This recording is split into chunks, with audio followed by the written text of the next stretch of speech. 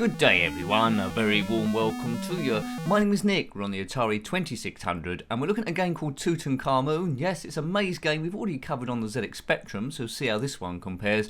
But it was published by Parker Brothers in 1983 and based on the arcade cabinet from Konami in 1982. Now essentially you control this man who's raiding the tombs of King Tut, but he must find keys to unlock doors and collect lots of treasures on the way. So this is the PAL version, so you might see other versions I suppose about that might look slightly different. This is the PAL version, so here we go. Now creatures will come at us from different places like this wiggly worm and kill us like that. We need to ideally avoid them. We can shoot, but we can't shoot up and down, we can only go left and right. So there's a key there, boom. It's got all the usual Atari 2600 sounds. There's a warp gate there, I think. That wasn't on the Spectrum version, so it's doing a few different things. Now the secret to being successful in this game is to trick the enemy into different areas so they get trapped, or bring them out in the open so you can shoot them, because they will home in on your position. But they get stuck a lot, being stupid animals from ancient Egypt. There's some scorpions or scarab beetles. So we've got a bit of a loop here. Maybe okay, so I'm not quite sure how I would have got across there. Score is 69. Oops, I think someone came out and got me then. So you haven't got too many lives on this one. I think about 3 lives. If you had this game back in the day, then let me know. But as soon as you found the exit, hopefully I'll find at least one, then it goes to the next stage, and I think the maze might change colour. So 1983, the glorious days, the retro super days in my opinion, because I'm of an age, but retro games are always the games that you was first aware of or you had growing up. I had a ZX Spectrum first of all, so I was quite unaware of the Atari 2600, but I can appreciate the game because they're from a similar era. This is what I might have had, I suppose. Probably would have done if I'd been born a couple of years earlier. Oops. Curses. Come on, Nick, get off stage 1 at least, you wally. It looks a bit messy by today's day standards. It's using a lot at the bottom of the screen for the scoreboard and that white marker there. I don't know if that's energy or something, or maybe it's just the emulation that's gone a bit corrupt. As I say, if you had this back in the day, then let me know. If you're into your Atari 2600 games, then have a look at the playlist. How do I get to the playlist, Nick? Well, you click on my username, that takes you to the channel, and then there's all different playlists about the place. Oh, man. That's it again. So I'm determined to get off level 1. If I get off level 1 by my own load standards, then the review's a success. These reviews, as you already know, aren't about great gameplay. They're all about having a fun, trying to relive the sort of experience you would have had on your first or second go, and easing stress as well. If we get that crown, that must be worth at least £6.20, and we can sell that in the local Egyptian shop. Yes, so this is King Tut's mine, Tutankhamun, the boy king. If you are Tutankhamun or an Egyptian pharaoh, then comment below. We'd like to hear from you. How is life going? Or are you now some big crazy mummy running up and down corridors like Scooby-Doo and chasing people? Corridors, as a kid, being chased by monsters, only Scooby-Doo and Doctor Who used to do that. Oh, wiggly worm. Not as bad as the worm from Wriggler on the ZX Spectrum. Right, we're through. We're through, Big Nose. Let's go. So, you know, this could be Lara Croft, a basic Lara Croft, but it isn't. It's some guy. Howard Carter, I think, was the guy who discovered Tutankhamun's tomb. I think this is very reflective of this. It might be Howard Carter. It might be someone with a very similar name. I'm relying on my knowledge here. Warpgate. Boof. Uh-oh. And we got killed by a seagull. And as you know, in King Tut's tombs, he was very adamant. He said, look, when I die, I want to be in a big pyramid, and I want to be surrounded by seagulls. Well, there's the exit there, I think. Yay! Special effect. Whoopee! Whoopity-doo-dah. So I got off level 1, and it's all gone a bit grey now. Bip, bip. And there's a sports car coming at us. And then that thing looked like a pair of scissors. What is that thing? Oh, it might be an Anubis jackal, perhaps it's supposed to be. Love the sounds that the 2600 can throw up. The game hasn't aged particularly well. Well, it's aged awfully, isn't it, really? But I can appreciate it. Good stuff. The Atari 2600 has got some very interesting sort of like games you can play. Yeah, I thought we were gonna continue from where we left off there, but it's right back to the beginning again. Lots of different modes of play, about 5 or 6 of them. I'm not sure what mode of play we're on there, but we've been skull and crossboned. Kaboomer! If you're liking the channel, and you haven't already done so, please consider subscribing, because that helps the channel grow in what is probably the most competitive market in the entire universe. citation needed. If you've already subscribed, then big thanks to you, and also thanks to the members. What's members? I hear you say, maybe.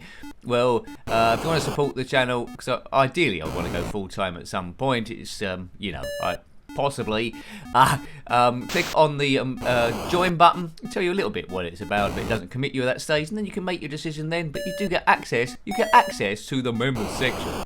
Hooray! Boof. Beep, beep, beep, beep, beep, beep. I think I said on the Spectrum version, I'd love to see a Horace version of this. Horace was mainly a ZX Spectrum character, didn't make it to Atari 2600, of course. Horace goes skiing, Horace and the Spiders, and there's Hungry Horace. There's been a lot of Horace like homebrews as well. Beep, beep, beep, beep. So I'll have a few goes. My goes are quite brief on this. See if I can get back to level 1. So what do I think of this game? Graphics are acceptable for the time. Sound acceptable for the time. Bit of addictiveness about it. As a kid I would have played it quite a bit, because then it was a novelty of actually seeing moving pictures on a TV that you was actually controlling. Is there any reason to play it now? Well, not really. If you're not into retro gaming and haven't got the nostalgia buzz, but I think it's good every now and again if you are into retro stuff, or you've got a keen interest in how games are developed and want to see what happened at the beginning. The arcade cabinet was carved by Konami, as I say, in 1982.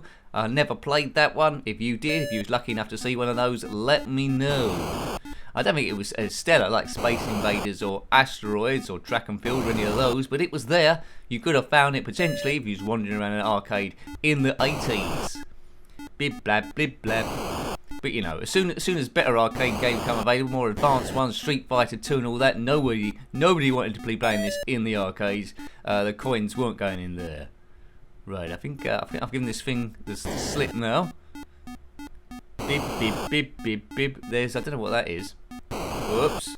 Oh, see, I shouldn't go straight down there. I should try and go a bit left or a bit right to try and avoid it.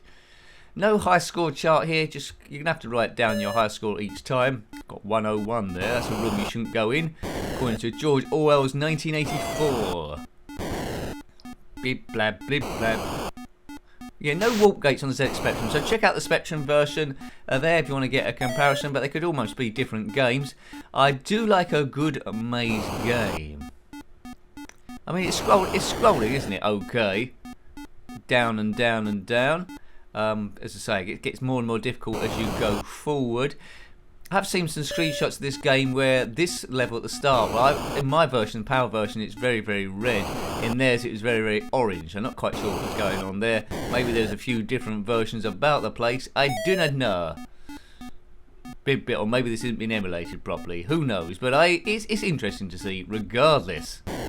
All about having fun, as I say, all about having fun, and I hope you are. If in fact you're still here, right? Bit of wiggling, wiggle it, just a little bit. See, they're stuck now. They're trying to get at me as they try and follow me, but they can't go through walls. Not like Ghost. Oh, Seagull of Doom. Ugh. The toughest seagull was Sigourney Weaver. Yes, I've done that joke before, probably. Sigourney Weaver from Aliens, and also Steven Seagal, if you want 2 seagull jokes. I can't think of any more now. Get ready for the music. Yay. Well done, Buck. Excellent. Well, thanks, Twicky.